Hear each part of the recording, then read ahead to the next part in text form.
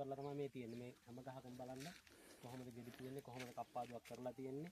එතකොට මේවා ගෙඩි කොහොමද අල්ලන්නේ කියන එක. මේ ඇවිල්ලා අවුරුදු 1කමාරක් වයසක ගස් තමයි මෙතන තියෙන්නේ සම්පූර්ණයෙන්. එතකොට මේකේ මේ හැම කප්පාදුවකම කිලි දෙකක් ඇවිල්ලා ඒ ගෙඩි දෙකක් ඇවිල්ලා තියෙනවා. මේ තියෙන්නේ ඒවා තමයි මේ තියෙන්නේ.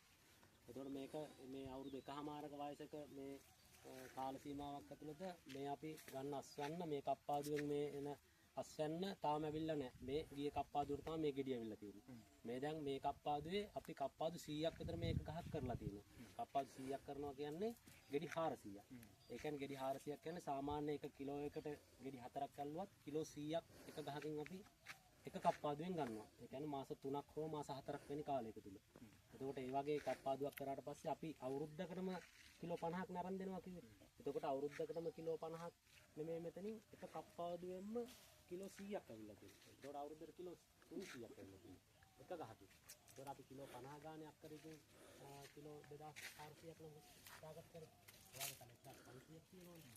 එතකොට ඒ තල 1500ක් එක ගත්තාම සාමාන්‍ය ලක්ෂ 10ක් වාගේ ගන්න එක මේ ගේමක් නෑ මාසෙකට. සාමාන්‍ය ලක්ෂ 6ක් විතර අවම රුපියල් 100ක් දුන්නත් ලක්ෂ 6ක් විතර ගන්නම පුළුවන්.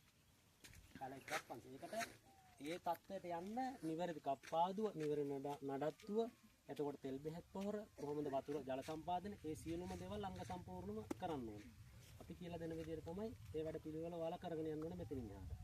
ඒ ආදායම අපි ඔයාලට අරන් දෙනවා. අනිත් එක හොඳම දේ තමයි අපි ඔයාගේ හාවස්ට් එක ලංකාවේ එදිනෙදා පවතින මිලට, දවසේ පවතින මිලට අපි මිලදී ගන්නවා. ඒක ප්‍රොසෙස් සෙන්ටර් එක අපේ ඉදිරියේදී මේ ඕපන් වෙනවා. එතකොට එතෙන්ට දෙන්න පුළුවන්. දැන් මේ කප්පාදුවෙන් ඔයාගේ කප්පාදුව අපි කරලා දෙනකොට මාස 4කින් තමයි ඔයාගේ අස්වැන්නක් අපිට ගන්න පුළුවන් වෙන්නේ.